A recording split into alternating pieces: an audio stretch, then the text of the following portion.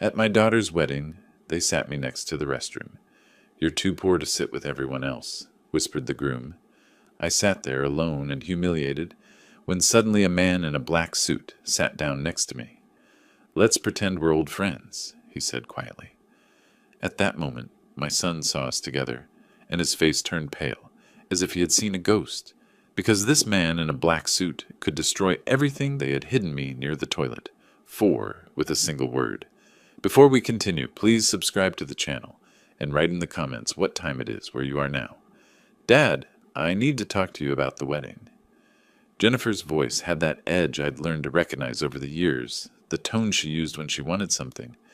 She stood by my kitchen counter, her engagement ring catching the February afternoon light that filtered through my worn curtains. Michael leaned against the doorframe behind her, arms crossed, already bored. I sat at my small dining table, hands wrapped around a coffee mug that had gone cold. "Of course, sweetheart, whatever you need." She exchanged a glance with Michael. Something passed between them, some silent agreement I wasn't part of. Christopher's family is, well, they're used to a certain lifestyle.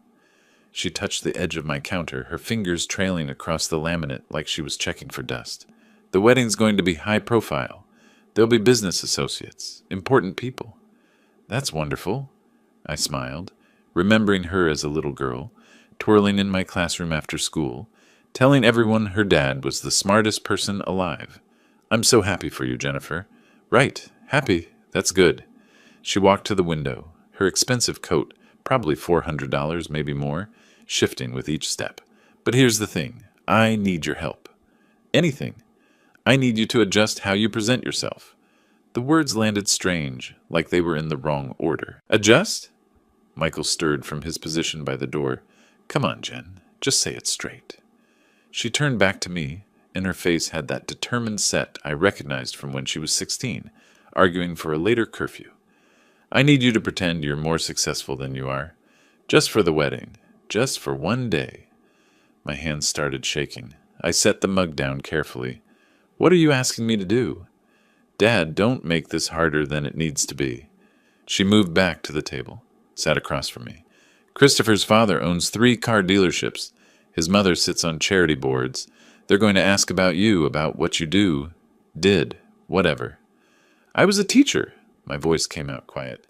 "I taught history for 37 years. "See, that's exactly what I mean." Michael pushed off from the doorframe, his new watch, at least $300, glinting as he gestured. "You say teacher, and people think, maybe say you were in education management instead. That's technically true.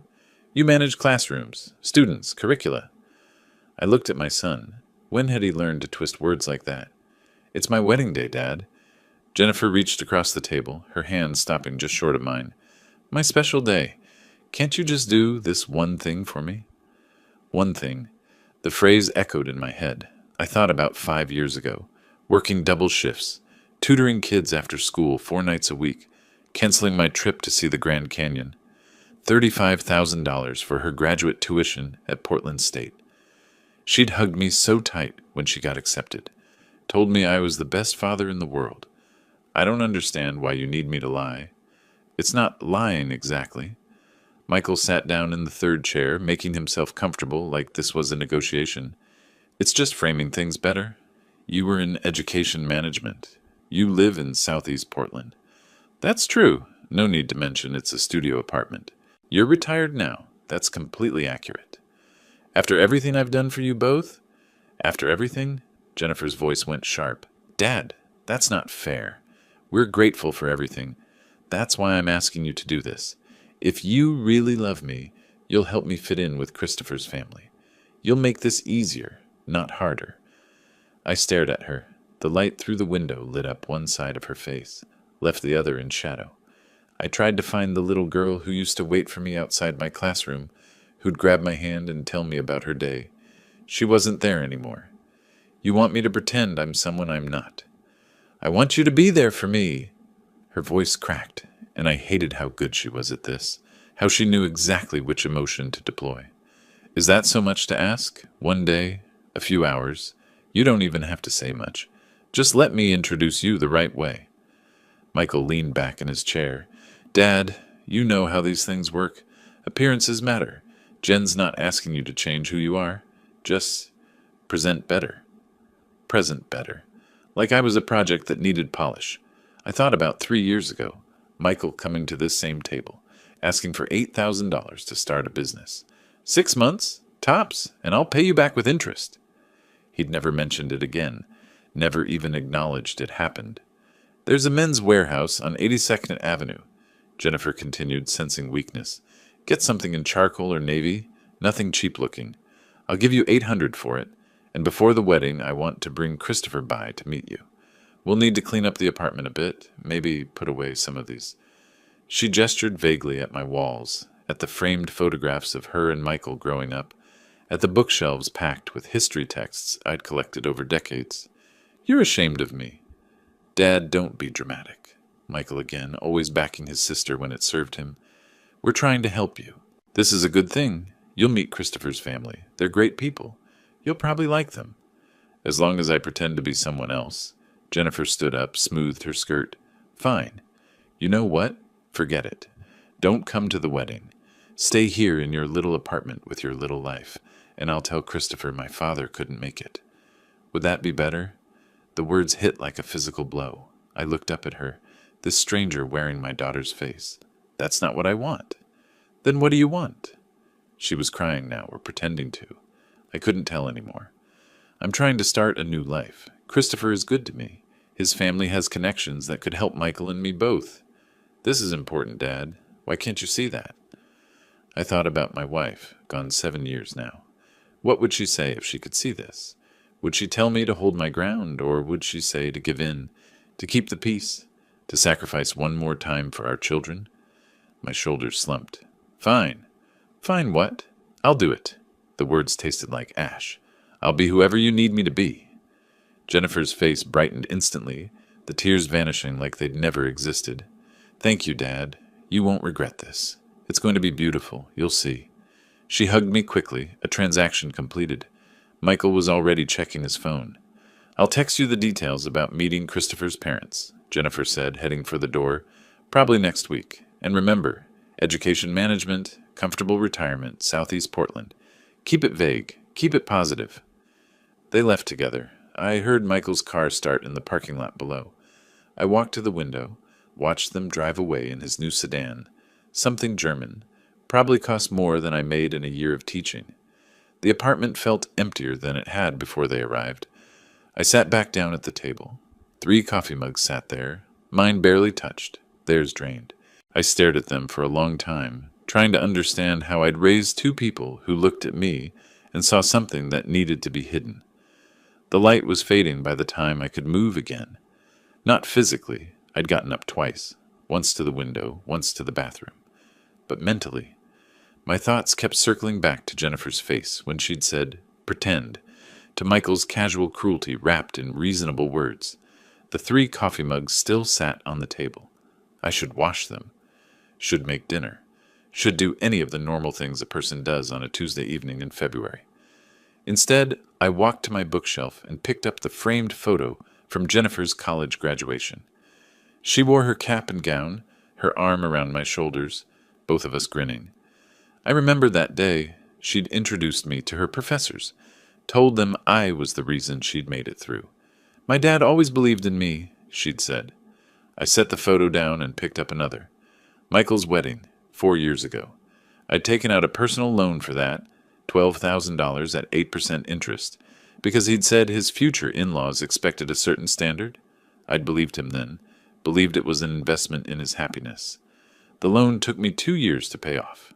I moved to my desk, opened my laptop, logged into my bank account.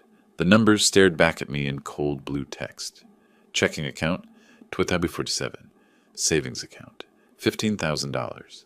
That savings represented everything, my entire safety net, accumulated over 7 years of careful retirement living. My pension came in at $2,800 a month. Rent took $1,400. Utilities, groceries, basics. It all added up fast. I wasn't poor, not exactly. But I wasn't comfortable either. $800 for a suit. More than a quarter of 1 month's income. I clicked through to Men's Warehouse. Looked at the rental options. Charcoal or navy. Jennifer had said, nothing cheap-looking. The irony wasn't lost on me. Spending money I didn't have to look like I had money I didn't have. My phone sat on the desk beside the laptop. I picked it up, opened my messages, started typing to Jennifer. I've been thinking about what you asked. I deleted it. Started again. Can we talk about this more? I'm not sure. Deleted that too. What would I say? That it hurt? She knew it hurt? That it was wrong? She didn't care. That I'd spent my entire adult life teaching my children to be honest, to value character over appearance, and now they wanted me to perform the opposite? I set the phone down. 7 years ago, when my wife died, I'd held Jennifer as she cried. She'd been 25, still finding her way. I don't know how to do this without Mom, she'd whispered. I'd told her we'd figure it out together, that I'd always be there for her. I'd meant it. The memories shifted. Jennifer at 14, coming home from school, hugging me in the kitchen of our old house. Dad, can you come to my concert tomorrow? I want all my friends to meet you. I told them my dad is the best teacher in the whole city. I'd gone, of course, sat in the auditorium with all the other parents, watched her sing in the choir, beamed with pride when she waved at me from the stage. When had that changed? When had I become someone she needed to hide? I pulled up a notepad on my computer, started typing Jennifer's instructions like they were a grocery list. Suit, men's warehouse, $800 story, education management professional, clean apartment before Christopher visits. Keep details vague, Southeast Portland, no specifics. The act of writing made it real. I was committing to this, to the deception, to pretending my life was something other than what it was. My hands hovered over the keyboard. I thought about calling Jennifer back, telling her I'd reconsidered, that I couldn't do this. But then what? She'd meant what she said. If I refused, I wouldn't be at the wedding. I'd lose her completely. Was that worse than losing myself? I closed the laptop, walked back to the living room. My apartment wasn't large, 700 square feet of modest living. The couch was old but clean. The curtains were faded but functional. The books on my shelves represented a lifetime of learning, of teaching, of trying to expand minds and open worlds for students who walked into my classroom. I'd been proud of this space. It was mine, paid for with my pension, filled with my memories. Now I saw it through Jennifer's eyes. Shabby, insufficient, embarrassing. I sat on the couch, let my head fall back against the cushions.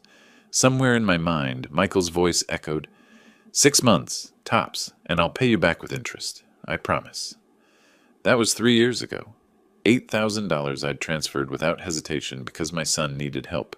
He'd never paid back a cent, never even acknowledged the debt, and yet I was going to put on a costume and play pretend for their benefit. It's one day, I said aloud to the empty apartment. Just one day of pretending. I've done harder things. But even as I said it, I knew something had broken. Not suddenly, nothing that dramatic. But there was a crack now, a small fissure in the foundation of how I understood my relationship with my children. They saw me as a problem to be managed. I picked up my phone again, opened the Men's Warehouse website, found the location on 82nd Avenue. They were open until 7 on weekdays. I could go tomorrow after lunch, get fitted, pick something appropriate. Charcoal or navy, nothing cheap looking. I added it to my calendar. Wednesday, 2 p.m., suit rental. My jaw tightened as I typed. Not anger, not yet. Something else. A small, hard seed of recognition that this wouldn't be the last thing they'd ask me to compromise. Jennifer's wedding was just the beginning. Soon there would be Christopher's family events, holidays where I'd need to maintain the illusion, grandchildren who'd be taught to see their grandfather through a lens of manufactured respectability. Unless I said no. But I wouldn't say no. That wasn't who I was. I was the father who gave, who sacrificed, who showed up even when it cost him everything. I set the phone down on the coffee table, stared at the blank television screen. My reflection looked back at me, distorted and gray. You're doing the right thing, I whispered to that reflection. It's her wedding. You do this because you love her. The reflection didn't answer, didn't agree or disagree, just stared back with tired eyes that had seen too much, given too much, and somehow still had more to give. Outside, the February evening had turned fully dark. Somewhere across Portland, Jennifer was probably telling Christopher about how well the conversation went, how her father had agreed to everything. Michael was probably at some bar, already forgetting about the afternoon, and I sat alone in my small apartment, committed to a lie I didn't want to tell, for children who'd learned to take everything and offer nothing in return. Tomorrow, I'd rent the suit. Tomorrow, I'd start becoming someone else. 2 weeks crawled by after I made that appointment. I rented the suit, $800 that made my checking account wince. I practiced my lines in the bathroom mirror like an actor preparing for opening night. Education management, curriculum oversight, program development. The words felt like marbles in my mouth. Jennifer communicated through text. Brief, clinical. Dinner March 8th, 7 p.m. Le Pigeon downtown. Wear the suit. Be there 6:55 sharp. So there I stood at 6:50 on a cold March evening, outside a restaurant I'd never have entered on my own. Through the window I could see exposed brick walls, candlelit tables, couples leaning close over wine glasses that probably cost more than my monthly utility bill. The warm glow spilling onto the sidewalk felt like it was meant for other people. I checked my reflection in the glass. The charcoal suit fit well enough, but it didn't fit me. I adjusted my tie for the third time, took a breath that did nothing to steady my hands, and pushed through the door. Jennifer waved from a center table. She was already seated with Christopher and two people who could only be his parents, polished, confident, occupying space like they owned it. I approached, my shoes feeling too loud against the hardwood floor. "Dad!" Jennifer stood, kissed my cheek quickly. Her smile was tight, a warning disguised as welcome. "This is Christopher and his parents, Richard and Patricia Benjamin." Richard's handshake was firm, assessing, the grip of a man who'd learned to judge people in seconds. "Barney, pleasure to finally meet you. Jennifer speaks so highly of her father." The feeling's mutual. I shook Patricia's extended hand. She air-kissed near both my cheeks, her perfume expensive and overwhelming. Christopher half stood, nodded. "Good to meet you, sir." But his eyes slid away from mine, already evaluating, already forming conclusions. We sat. A server materialized with menus thick as textbooks. I scanned the prices, $45 to $85 per entree, my weekly grocery budget on a single plate. "Order whatever you like," Richard said, waving his hand expansively. "We're celebrating." The conversation started safe. Weather, Portland's recent rain, traffic downtown. Then Richard leaned back, his wine glass balanced perfectly in his hand, and the interrogation began. "So, Barney, Jennifer mentioned you had quite the career in education. Tell us about that." I'd rehearsed this. I had my lines. "I spent my career in education management, curriculum development, program oversight, working with teachers to improve student outcomes." Technically true, deliberately vague. "Fascinating," Patricia said, though her tone suggested otherwise. "And where are you living these days?" Jennifer mentioned Southeast Portland. That area's seen quite the boom. Property values must be impressive. "I have a place there, yes. Modest but comfortable." "Have you considered selling?" Richard again, leaning forward now. "Market's hot. Good time to capitalize on equity?" "I rent, actually." A pause. Just a beat, but I felt it. Patricia's smile didn't change, but something behind her eyes did. "Smart man," Richard recovered smoothly. "Liquidity is important. Speaking of which, what's your investment strategy these days? Stocks? Bonds? Real estate holdings elsewhere?" Jennifer's foot pressed against mine under the table. A warning, stay on script. But something inside me cracked. Not anger, disgust. Overwhelming, stomach-turning disgust at the performance, at the careful lies, at pretending my life was anything other than what it was. I set down my fork. "I need to be honest." My voice came out calm, the teacher voice I'd used for 37 years when a student needed to hear truth. "There's been a misunderstanding. I wasn't in education management. I was a high school history teacher. I don't have investment portfolios or property holdings. What I earned, I spent on my children, on making sure they had opportunities I never did." Silence dropped like a stage curtain. Richard's expression went carefully neutral. Patricia's lips pressed into a thin line. Christopher's jaw tightened visibly. Jennifer's face drained of color, her knuckles white around her napkin, Well, Patricia's voice could have frosted glass. That's certainly admirable. Very noble, Richard added, but the word came out like an insult. The conversation lurched forward, but everything had changed. They spoke around me now, directing questions to Jennifer, discussing topics I couldn't contribute to. Patricia asked about honeymoon destinations. Christopher showed photos of houses on his phone. Their future home, he called it, though I'd later learn it was rented at $3,500 a month. Richard mentioned his 3 thriving car wash locations and their expansion plans. The subtext was clear. We have wealth, we are successful, you are not. I sat through 4 courses I couldn't taste. Seared duck, roasted vegetables arranged like art, a chocolate dessert that probably took hours to prepare. Each bite was ash. When Richard paid the check, not offering to split it, not asking for my contribution, I felt the full weight of my irrelevance. In the parking lot behind the restaurant, cold air bit through the suit jacket. Jennifer walked ahead quickly, her heels clicking sharp against the pavement. I followed. Christopher and his parents had already driven away. She spun on me, and her face was something I'd never seen before. Rage. Pure, undiluted rage. You ruined everything, her voice shook. Why? Why couldn't you just keep quiet? Just sit there and nod and let them think. Think what? That I'm someone I'm not? Yes. She was crying now, but not from sadness, from frustration, from shame. Is that so impossible? One dinner, Dad, a few hours of pretending. But no, you had to be honest. You had to embarrass me in front of Christopher's family. I'm not ashamed of what I am, Jennifer. Well, maybe you should be. The words came out like a slap. Maybe if you'd cared more about success and less about being noble, we wouldn't be in this situation. Maybe if you'd saved money instead of throwing it away on us, you'd have something to show for your life. I stood there, hands in the pockets of the rented suit, letting her words hit me. What could I say? That I'd worked 2 jobs to pay her tuition? That I'd canceled vacations, eaten cheap food, worn old clothes so she could have new ones? She knew all that. She just didn't care. I'm sorry, I said quietly. I tried. Not hard enough. She wiped her eyes, smearing mascara. Just forget it. I need to go. She got in her car, something new, something German I didn't recognize, and drove away without looking back. I stood alone in the parking lot for a long time. Other diners came and went around me, couples laughing, groups chatting. No one noticed the old man in the rented suit, standing perfectly still while his world collapsed. At home, I hung the suit carefully.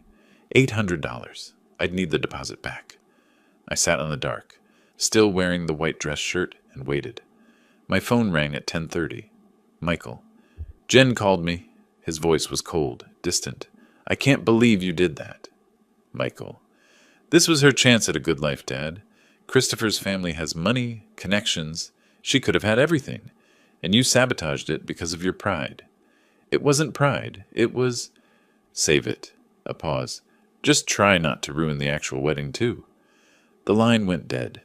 I sat there holding the phone, staring at the blank screen. Outside, Portland went on with its evening. Cars passing, sirens in the distance, life continuing for people whose children didn't despise them. The suit hung on my bedroom door, a costume for a performance that had failed. Tomorrow I'd return it, get my deposit back, resume my small life in my small apartment. But something had changed. Not in them. In me. A question formed in my mind, quiet but insistent. Why was I still trying to please people who saw me as a burden? I didn't have an answer yet. The silence that followed the dinner was deafening. I called Jennifer the next morning. She answered on the 5th ring. I can't talk right now. Click. I texted an apology, though for what, I still wasn't sure. For being honest? For existing? No response. 3 days later, I tried again. Honey, I'm sorry about the dinner. Can we talk? Hours passed. Then, too busy with wedding prep. I stopped trying. March became a study in absence. My phone sat on the kitchen counter like an artifact from a dead civilization. I picked it up compulsively, checked for messages that never came, set it back down. Jennifer's texts, when they arrived, were purely logistical.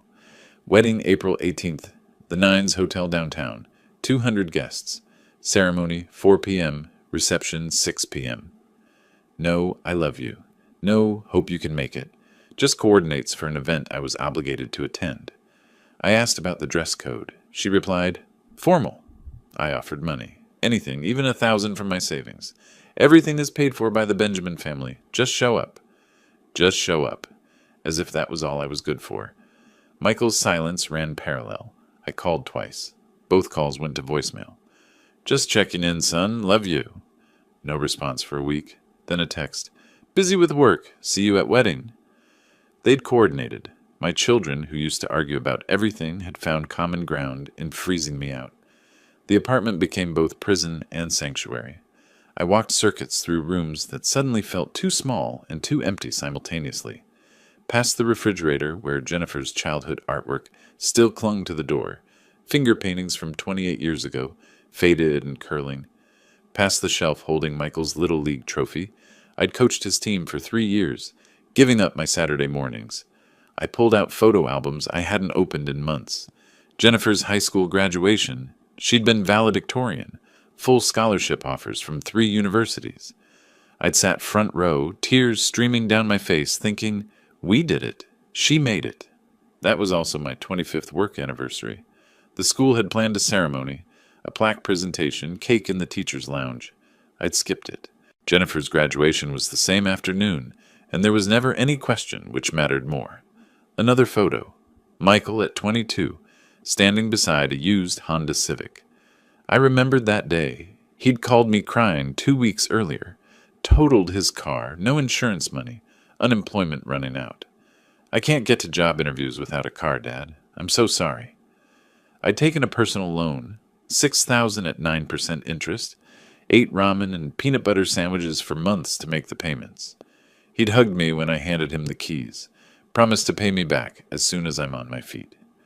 That was 13 years ago. The loan was long paid off. Michael never contributed a cent. I flipped to my 60th birthday photo. 3 years ago.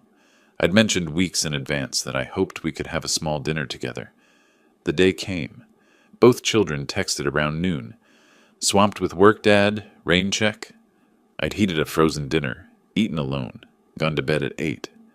1 week before the wedding, a heavy cream envelope appeared in my mailbox.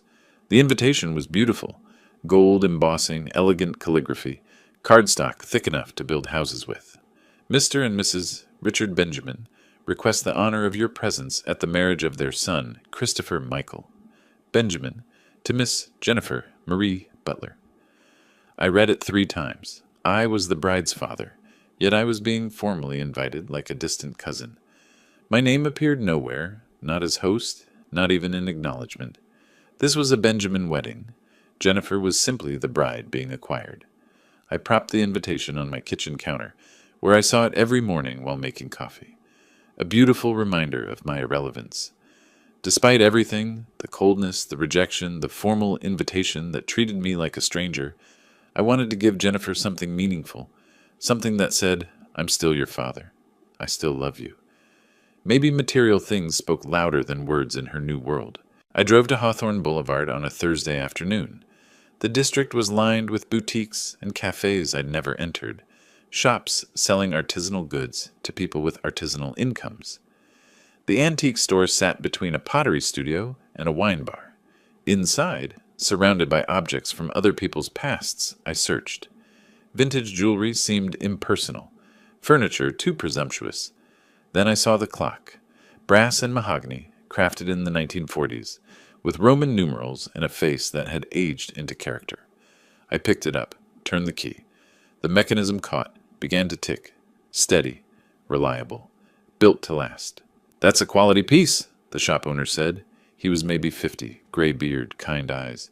Built to last generations. It's for my daughter's wedding. His smile was genuine. She'll treasure it. These pieces hold their value, monetary and sentimental both. I hope so, I said quietly. $500, nearly 20% of my monthly pension. I paid in cash, bills I'd withdrawn from the ATM specifically for this purpose. The owner wrapped it carefully in brown paper and bubble wrap. At home, I rewrapped it in expensive paper from a craft store, $12, more than I'd usually spend. I tied it with silk ribbon, attached a card in my careful handwriting. To Jennifer and Christopher, may your life together be as timeless as this clock. Love always, Dad. I practiced what I'd say when I gave it to her. Would she even open it at the wedding? Would she thank me in front of Christopher's family? Or would my gift be quietly shuffled aside, an embarrassment she'd deal with later? The night before the wedding, my phone buzzed. Jennifer, please just come tomorrow and don't draw attention, thanks. I read it 3 times, searching for warmth that wasn't there. Not, I love you, Dad.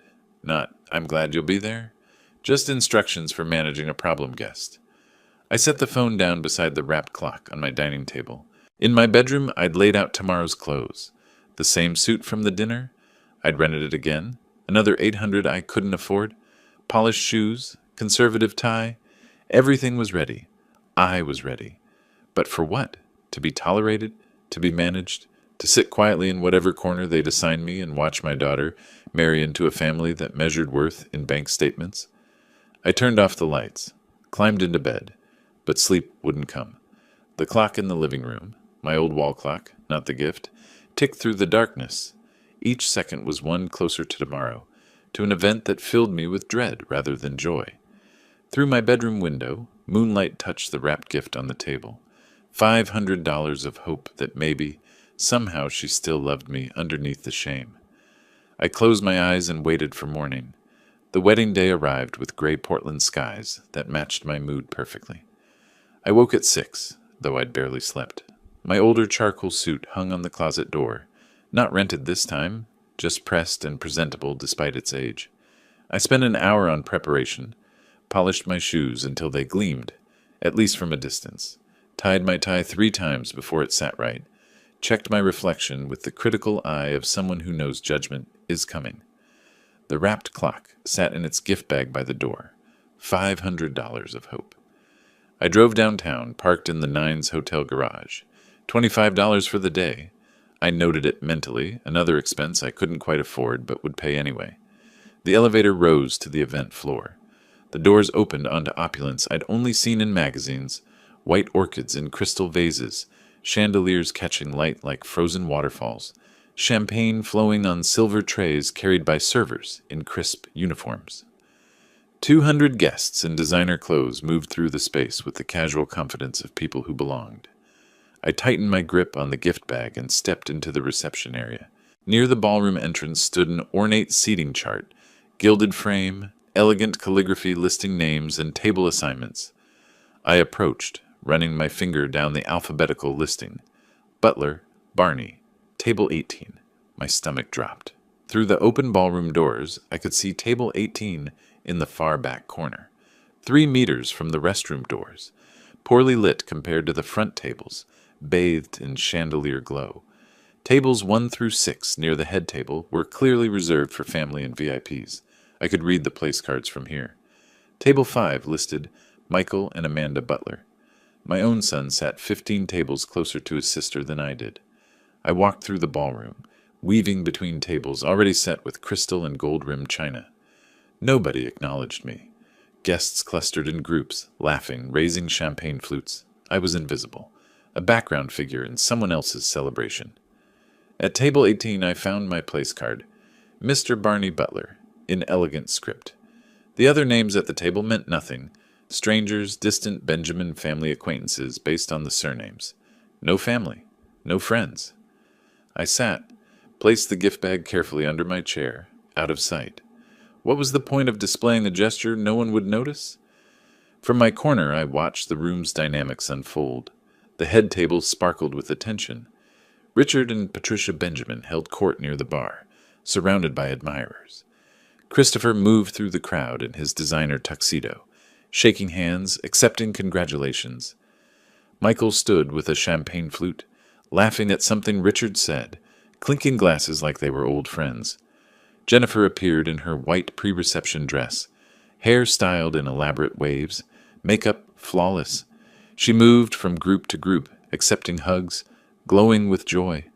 Our eyes met once across the 40 feet separating us. She looked away quickly.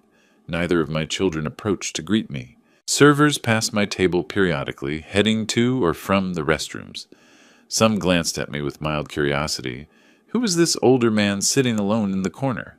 Before continuing, I kept my eyes down, trying to occupy as little space as possible. Christopher appeared during the cocktail hour, holding champagne, his smile calculated and cold. "Barney!" He gestured at my table. "Hope the location works for you?" I looked up at him. "Table 18, quite far from the family tables."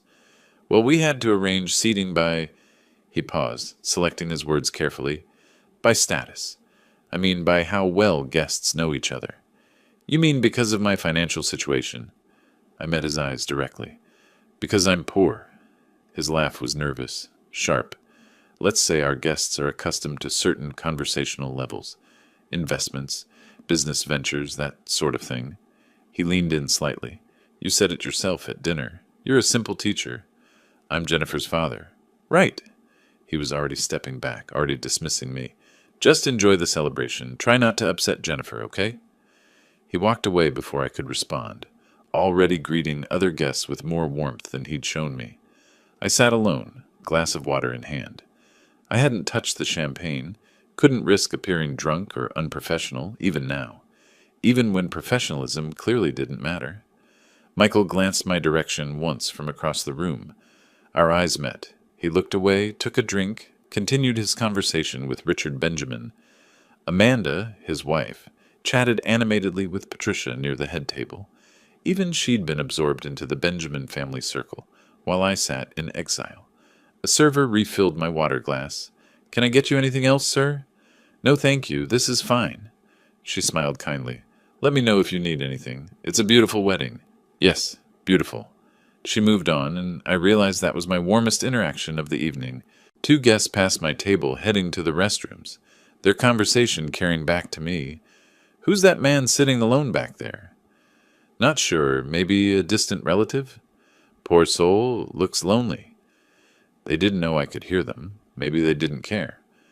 I looked at my hands on the table, weathered, veined, the hands of a 63-year-old man who'd spent his life giving everything to children who'd grown into strangers. $500 for a clock they'd probably never wind. $35,000 for graduate school Jennifer never mentioned anymore. $800 for a suit rental, so I could pretend to be someone else at a dinner that ended in humiliation. How much did it cost to be worth a decent seat at your own daughter's wedding? More than I'd ever have. The ballroom began to fill as the ceremony approached. Guests moved to their assigned tables, adjusting chairs, settling in. The head table remained empty. The wedding party would enter after the ceremony, but the prime tables filled with laughter and conversation. Table 18 remained mostly empty except for me. I sat there holding my water glass, watching my children at the front of the room. They were part of a different world now, a world where I was an embarrassment to be hidden, a problem to be managed, an obstacle between guests and their destinations. Then I heard a chair scrape beside me. Someone was sitting down. I looked up, expecting another stranger assigned to my exile, another person who'd spend the evening wishing they'd been seated anywhere else. Instead, I saw a man approximately my age settling into the adjacent chair. Expensive black suit, kind eyes, a warm smile that seemed genuine in a room full of calculated expressions. "This seat taken?" he asked. "Mind if I pretend we're old friends? This corner looks too lonely for a celebration." I stared at the stranger, startled. Throughout the entire evening, no one had voluntarily approached me. Sure." I gestured at the empty chair. "Though I should warn you, this isn't exactly the prestigious section." He settled in, placed his glass on the table. Expensive whiskey, I noticed, not champagne. His suit whispered wealth, rather than shouted it. Something about his face seemed familiar. "Have we met?" He studied me closely. "You look familiar." I looked at him more carefully. The shape of his face, the way his eyes crinkled when he smiled, the cadence of his voice. Recognition hit like electricity. "Robert? Robert Thomas? From Portland State?" His face lit up. "Barney Butler. I can't believe it. How long has it been?" 20 years at least, since you moved to Seattle. Closer to 22. He stood, and I rose to meet him. We embraced, a real hug between old friends, not the air-kiss politeness I'd watched all evening. Several guests glanced over, curious about the emotional display at table 18. We sat back down, and I felt genuine warmth for the first time since arriving. "You look good, friend," Robert said. "Still have that teacher energy about you." "Still a teacher. Well, retired now." I managed to smile. "You clearly did better than I did." Robert waved off the compliment, but his suit and watch told the story his modesty wouldn't. This was a man who'd succeeded in ways I'd never imagined. Then his expression shifted as he looked around the ballroom. "Wait, why are you back here?" He gestured at the ornate front tables, the head table setup. "Barney, you're the bride's father. Where's the family table?" "This is my assignment, table 18. "That's insane. There must be some mistake." "No mistake," I interrupted, unable to keep the bitter edge from my voice. "Just priorities. Different priorities than I have." Robert's jaw tightened. He was a businessman now, trained to read situations quickly. He didn't push for details, but I saw understanding and anger flash across his features. "I need to tell you something," he said quietly. "I'm here because Richard Benjamin invited me. Will has been hounding me for months about investing in his businesses, his car washes. 3 locations, all struggling." Robert leaned closer, his voice dropping. "He's leveraged beyond reason, Barney. Bank debt over $340,000. Needs at least $200,000 in fresh capital to survive the next year."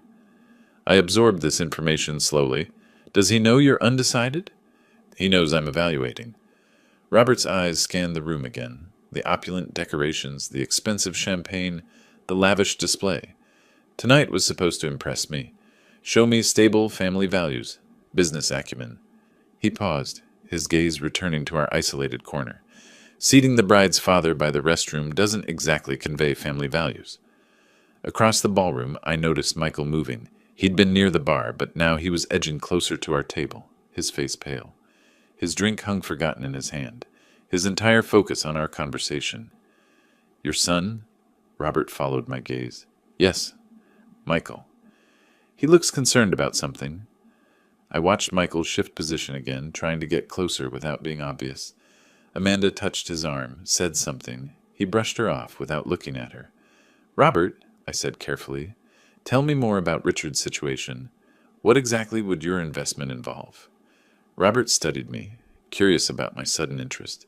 "Full partnership, restructuring operations, family involvement in the turnaround." He paused. "Why?" "Just curious about my daughter's new family."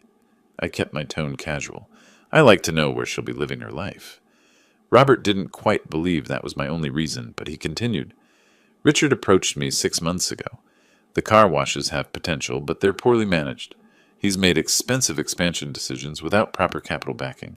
Now he's months behind on loan payments, vendors are threatening to pull service contracts, and the whole operation is on the verge of collapse. And he needs your money to save it. He needs my money, my business connections, and my reputation." Robert's fingers drummed once on the table. "The last part matters most. If Robert Thomas invests, other investors follow. Banks extend more credit. Vendors offer better terms." I processed this, pieces clicking into place.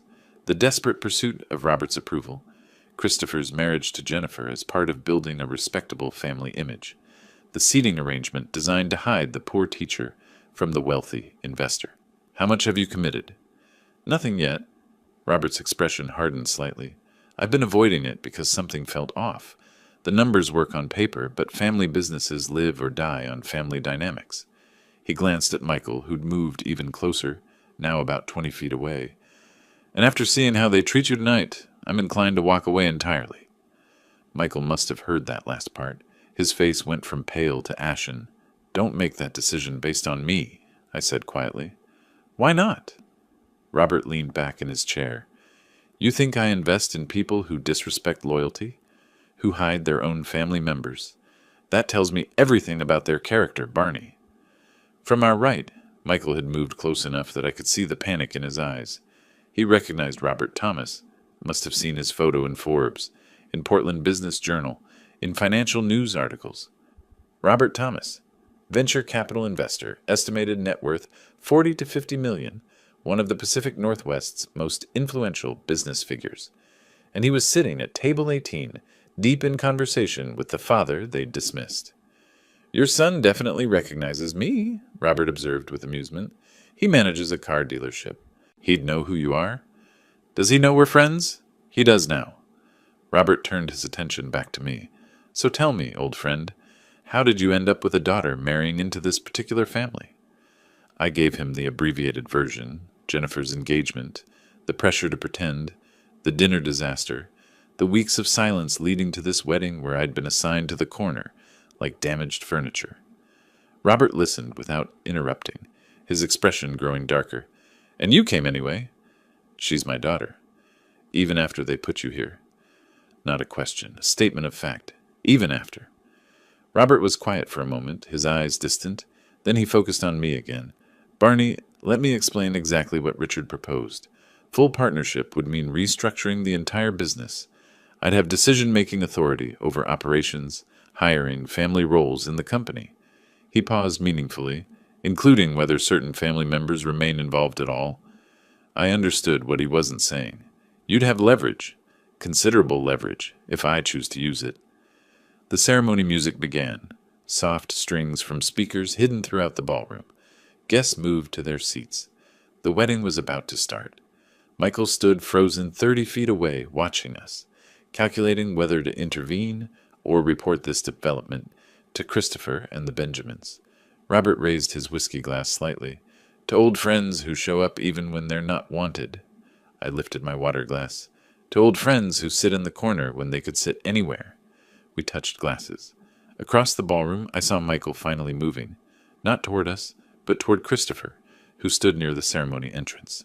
They spoke urgently, Christopher's eyes snapping toward table 18. "I think we've been noticed," Robert said mildly. "I think you're right." The music swelled. The ceremony was beginning. But for me, something else was beginning too. The recognition that I wasn't as powerless as they'd assumed. I had Robert's ear. Robert had leverage. And the Benjamin family desperately needed Robert's approval. The father they'd hidden by the restrooms had just become the most important person in the room. Michael didn't walk across the ballroom. He ran. His movement caught the attention of nearby guests.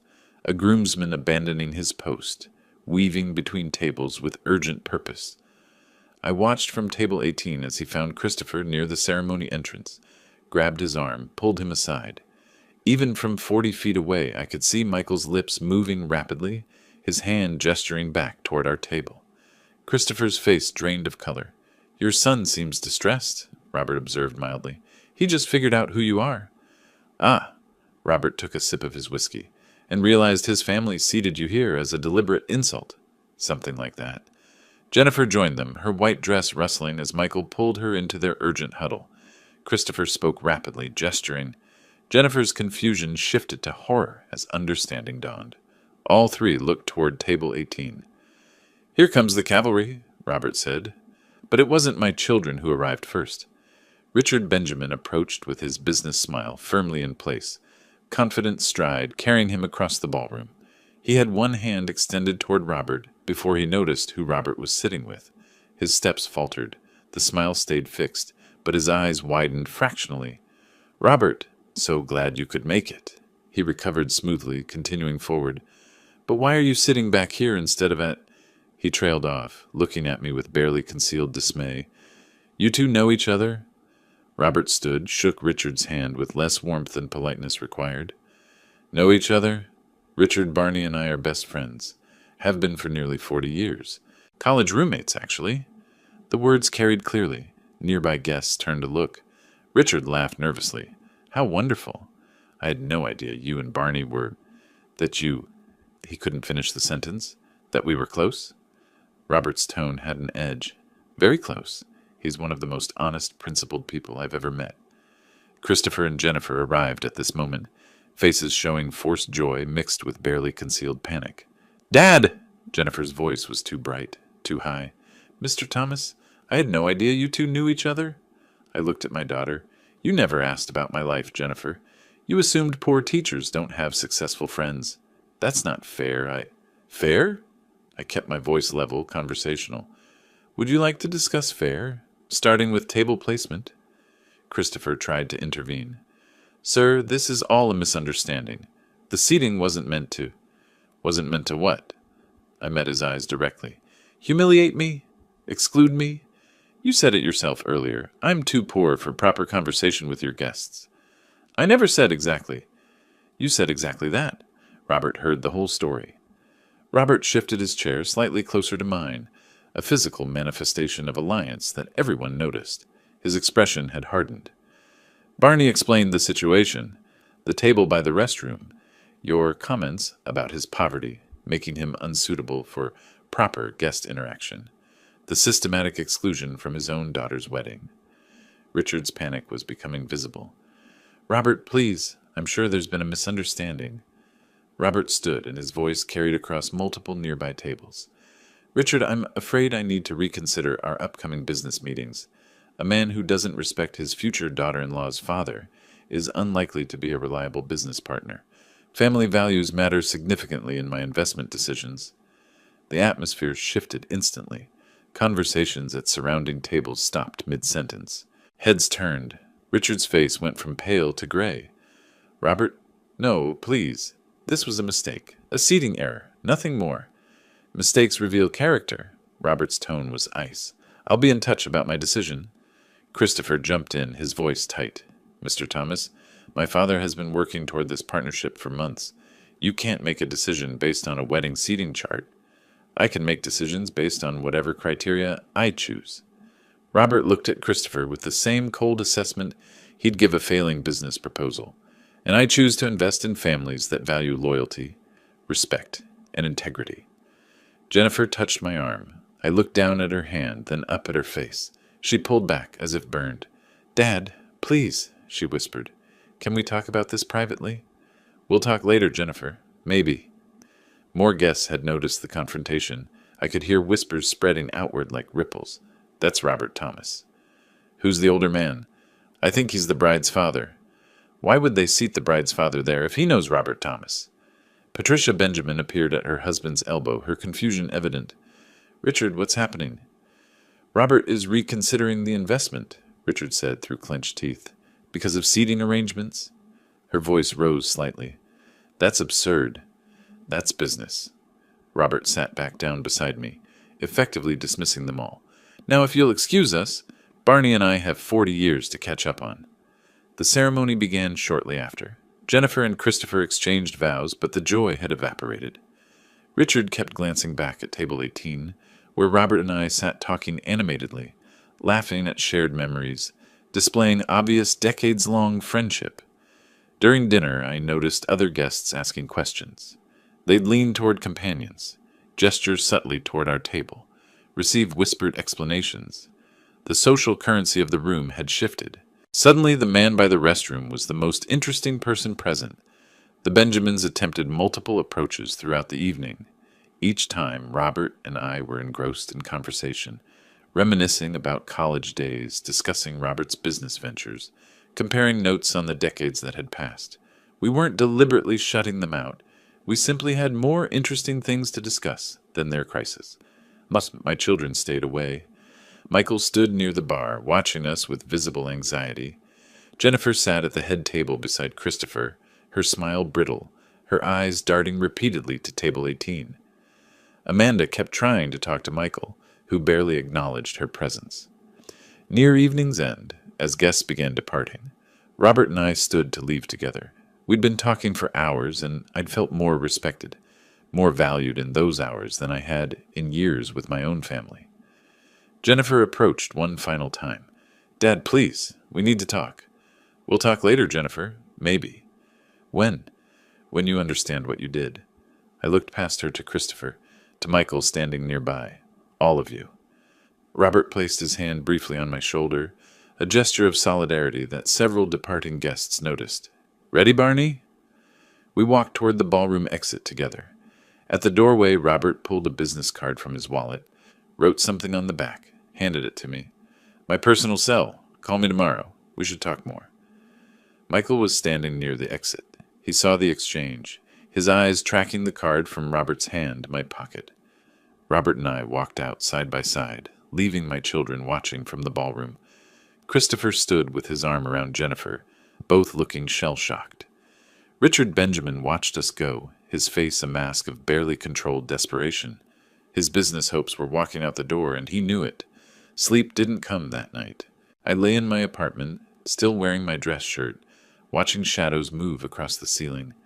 My phone buzzed constantly on the nightstand. Jennifer's text progressed from apologetic to desperate. "Dad, please answer. We need to talk. I'm so sorry. Christopher's family is really stressed." I didn't respond to any of them. Michael called twice. Voicemail both times. Around 9 the next morning, my phone buzzed with a new name. Robert Thomas. "Coffee today. We should talk. Elite Coffee on Pearl District. 11 a.m. I texted back. "I'll be there." I showered, dressed in clean jeans and a button-down shirt with my blazer. Not trying to impress, just presenting myself with quiet dignity. The man in the mirror looked different than he had yesterday morning. More solid somehow, more present. Elite Coffee occupied a converted warehouse space in the Pearl District. Exposed brick, local art on walls, clientele and expensive athleisure sipping single-origin pour-overs. I spotted Robert at a corner table. 2 cups already waiting. He stood as I approached, embraced me warmly. "How did you sleep?"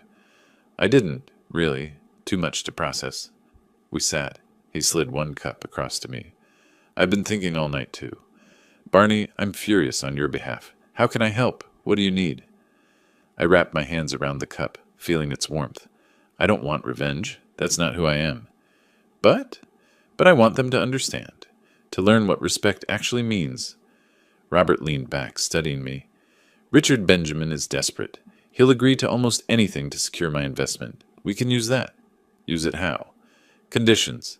Requirements that make them experience consequences." He pulled out a leather portfolio, clicked open a pen. Not arbitrary punishment, logical business terms that happen to teach lessons. We talked for nearly 2 hours. Robert sketched investment structures, potential timelines, contingency plans.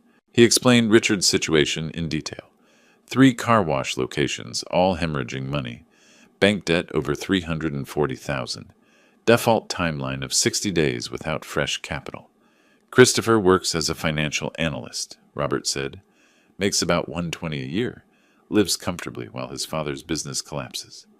"And Jennifer benefits from that comfort?" "Exactly." Robert tapped his pen on the portfolio. "What if investment terms require Christopher's direct involvement?" "Family businesses need family commitment. He'd have to quit his current job, work in the car washes. Manager's salary would be, what, 65,000? Maybe 70. Nearly half his current income. Nearly half. Plus I'd require operational cost optimization, which means the family downsizes from their expensive West Hills home. Move somewhere more modest. I process this. They'd hate that. They'd experience what you've experienced. Financial pressure, diminishment, loss of status." Robert met my eyes. "Is that revenge or consequences?" "Consequences," I said slowly. "Natural results of poor business decisions." "Exactly. And one more condition." Robert's expression hardened.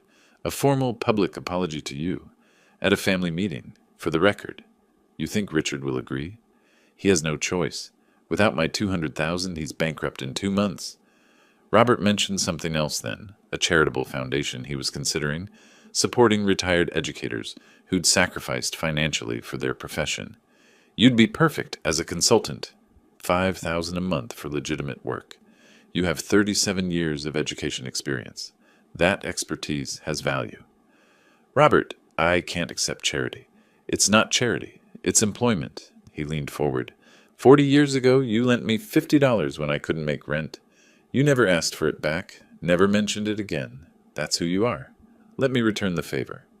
I thought about it. $5,000 a month would nearly double my pension income. More importantly, it would demonstrate to my children that their father had value and recognition they'd never acknowledged. "All right," I said, "but I work for it. Real consulting. Real contribution. Wouldn't have it any other way." 3 days later, I sat in Stephen Parker's law office in southeast Portland. The attorney listened carefully as I explained what I wanted. A trust fund directing my savings to charitable purposes upon my death, explicitly excluding my children as beneficiaries. "They can contest this," Parker warned, "claim undue influence or diminished capacity. I'm 63, healthy, and clear-headed. Document my reasoning thoroughly. They've treated me as an ATM for decades, no more. Parker took notes. This will hurt them when they eventually learn about it. That's the point. I wrote a check for $3,000, nearly 20% of my remaining savings. My hand was steady. The weeks that followed established a pattern. My phone rang constantly. Jennifer, Michael, sometimes Christopher. I developed a system. Glance at screen, decline call, return to whatever I was doing. Occasionally I'd respond to texts with brief, cold messages. Busy with work. Can't talk now. Jennifer's messages grew more desperate. Dad, please call me. We need to talk. I'm so sorry about everything. My response, hours later. Busy with work commitments. Maybe later. What work? Dad, please. Christopher's family is really stressed about Mr. Thomas's decision. Not my concern. You made your priorities clear. That's not fair. I love you. Then you should have seated me like you loved me. By late May, Robert arranged a formal meeting at his downtown office. Sleek space, panoramic Portland views, conference table that probably cost more than my car. Present. Richard and Patricia Benjamin, Christopher and Jennifer, and myself as Robert's advisor. Robert presented his investment terms using PowerPoint slides. Professional, impersonal. The numbers were stark. $200,000 in exchange for 40% equity and operational control. Then came the condition slide. Family involvement is non-negotiable, Robert said. Christopher will work directly in operations at market rate for car wash managers. Christopher went pale. Wait, I have to quit my job? Yes. That's a significant pay cut. It's a significant investment. Additionally, cost optimization requires residential downsizing from your current West Hills property to something more financially sustainable. Patricia's voice was sharp. You're dictating where we live? I'm requiring financial responsibility.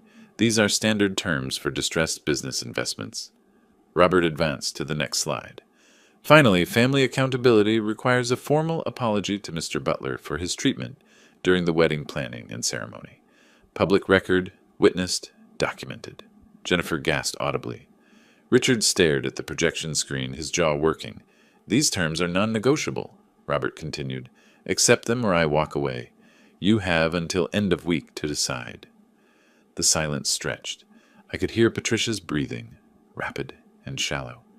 Christopher's hands gripped the armrests of his chair. Jennifer looked at me with something like betrayal in her eyes. Richard finally spoke, his voice tight. We accept. Excellent. My attorneys will prepare formal documents. As everyone stood to leave, Jennifer approached me. Dad, please. We'll see how you handle these changes, Jennifer. Actions matter more than apologies. I left with Robert, leaving my family to process what accepting these terms would actually mean for their lives. In the parking garage, Robert said quietly, This is just the beginning. The real test comes when they have to follow through. People can agree to anything when desperate. Living up to agreements reveals character. I nodded, knowing the hard part. Watching my children experience consequences was yet to come. Jennifer's text arrived on a Monday morning in early June. Christopher started at the car washes today. This is harder than we expected. I read it over my coffee at my dining table, the same table where I'd sat months ago processing their request to pretend. I didn't respond. The consequences I'd set in motion were playing out now, and I'd decided to let them unfold without my intervention or comfort. Over the following weeks, updates reached me through various channels. Jennifer's increasingly sparse text messages, occasional conversations with Robert, who tracked the Benjamin business situation as part of his due diligence. Even social media, Jennifer's Instagram, once filled with curated luxury shots, now showed long gaps between posts. Christopher's transition was brutal, from what I gathered. Financial analyst to car wash operations manager. Climate-controlled office to pressure washers and drainage problems. Business casual to getting soaked daily. Managing minimum wage teenagers who didn't show up for shifts. His salary had dropped from $120,000 to $65,000, nearly half his previous income. Jennifer texted me once. Christopher comes home exhausted every night. He's so angry all the time. I imagined him discovering what it meant to work hard for modest pay. The same Christopher who'd called me just a teacher with such dismissive ease. They'd moved from their Pearl District apartment, $3,500 a month for floor-to-ceiling windows and building amenities, to something far more modest, $1,800 a month in a less fashionable neighborhood. No doorman, no gym, just basic shelter. Jennifer's lifestyle collapsed visibly. Her coworkers noticed she wore the same outfits repeatedly, brought lunch from home instead of joining their restaurant outings. When they asked if everything was okay, she made vague excuses about saving for a house.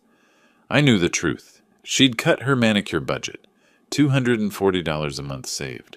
No more boutique shopping. No more casual $150 dinners. Every discretionary expense scrutinized and eliminated. My consulting work with Robert's Foundation began in earnest. I met with retired teachers, reviewed grant applications, shared my expertise on curriculum development. The work was meaningful and compensated, $5,000 a month. For the first time in years, I felt valued for my knowledge rather than my willingness to open my wallet. I carried the leather portfolio Robert gifted me, introduced myself as an educational consultant with quiet pride. People listened when I spoke about pedagogy, about supporting teachers who'd given their careers to public education. Jennifer tried visiting once in July, unannounced. I met her at the door but didn't invite her in. She'd lost weight, not in a healthy way. Her hair showed visible roots where salon highlights had grown out. She wore jeans and a simple top instead of designer casual wear. She looked older than 32, exhausted in a way makeup couldn't hide. "Dad, can we talk, please?" "I'm busy, Jennifer. Preparing for a foundation meeting." "Foundation?" Confusion crossed her face. "My consulting work. I told you I was busy with work. I wasn't lying." I didn't know you actually had a job. You never asked. You assumed I was avoiding you out of spite." I kept my tone even. "I'm avoiding you because I have responsibilities now. People who value my expertise." She left shortly after. I watched from my window as she got into her car. Not the new model she'd driven at the wedding. Something older and more practical now. Robert updated me periodically on the Benjamin family situation. Patricia was quietly selling jewelry through consignment shops, trying to maintain appearances while bleeding money. Richard worked 12-hour days, looking a decade older, desperately stabilizing operations while Christopher's inexperienced management created constant crises. The family that had performed wealth so convincingly at the wedding was unraveling thread by thread. But the real destruction was in Jennifer's marriage. She texted me fragments of their fights. "Christopher blames you for everything. He says if you hadn't been so sensitive about a seating chart, none of this would have happened. We can barely speak to each other anymore." I could read between the lines. Christopher was revealing his true character under pressure. Selfish, mercenary, incapable of accepting responsibility. And Jennifer was finally seeing what I'd seen at that first dinner. A man who valued money over people, transactions over relationships. Michael's call came in mid-July. "You cut me out of your will? I'm your son." I put the phone on speaker, pulled out the notes I'd prepared for this conversation. "Yes, and for 35 years I've been your personal bank. Let me remind you of the math. I don't need a lecture. $8,000 3 years ago for a business that never materialized. $6,000 13 years ago for a car you wrecked through negligence. $12,000 for your wedding, borrowed at 8% interest that I paid alone. $35,000 for Jennifer's education. Never one thank you, never 1 cent repaid. Family helps family. Family also respects family." My voice stayed level, educational. "You taught me that actions have consequences. I'm teaching you the same lesson." He threatened legal action. I gave him Stephen Parker's number and ended the call. Robert's final decision came later that month. I was present when he delivered it, sitting in his downtown office as his advisor, while the Benjamin family arranged themselves around the conference table. Richard and Patricia, Christopher and Jennifer, all of them tense, hopeful, desperate.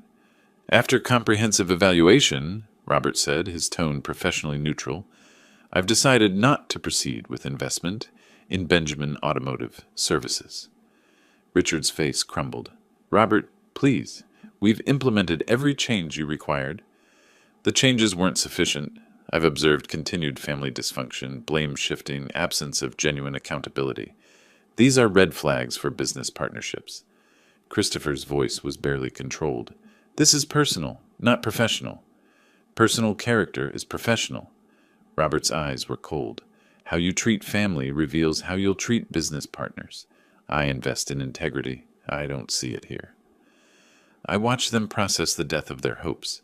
Without Robert's $200,000, Richard would have to sell at least one car wash at distressed prices, just to partially satisfy bank creditors. The business empire he'd spent decades building was finished. Later, Jennifer told me what Christopher said when they got home. "This is because of your father. If you hadn't been so attached to him, Robert would have invested." Even in failure, he couldn't accept responsibility. He blamed her, blamed me, blamed everyone but himself. That was when Jennifer finally understood what kind of man she'd married. Someone who saw her as an investment that hadn't paid off. Someone who wanted her to uninvite her own father from her wedding for practical reasons. Someone who never loved her at all. Late August arrived with warm afternoons and hints of autumn. Jennifer stood in my hallway wearing jeans and a plain t-shirt, no makeup, hair in a simple ponytail. She carried the antique clock I'd given her at the wedding, now unwrapped. "Hi, Dad. Thank you for seeing me." We sat at my dining table. She placed the clock between us, ticking softly. "I was ashamed of you," she said, tears flowing. "I wanted to belong in Christopher's world so badly that I treated you like an embarrassment. The wedding seating, I proved that. I was a coward. Where's Christopher now? I filed for divorce 3 days ago. He never loved me. He thought I came from wealth. When that illusion crumbled, so did his interest." Michael arrived shortly after, equally humbled. "I treated you like a bank, never paid you back, never thanked you. I'm ashamed it took losing my inheritance to understand." This wasn't revenge, I told them both. This was education. If we rebuild our relationship, it must be on different terms. Honest ones. Respectful ones. "Whatever it takes," Jennifer said. "I'll prove it through actions, not words." By September, the new reality settled. Jennifer started a new job Robert helped arrange. Michael visited weekly. We rebuilt slowly on a foundation of honesty. The Benjamin family sold their car washes to pay debts. Christopher fled to Arizona. I moved to a better apartment, comfortable and safe. One evening, Robert and I sat on my balcony watching the sunset. "How are things with Jennifer and Michael?" he asked. "Slowly improving. Different than before, but better. More honest." My phone buzzed. Jennifer. "First day. Thank you for everything, Dad." Then Michael. "Need anything for Sunday dinner?" I typed back. "Just bring yourself." For the first time in years, I felt complete peace. Not because everything was perfect, but because my relationships were finally real. My children had learned that dignity couldn't be purchased, that respect had to be earned. They'd learned it the hard way, but they'd learned. And I'd learned that standing up for yourself is never the wrong choice.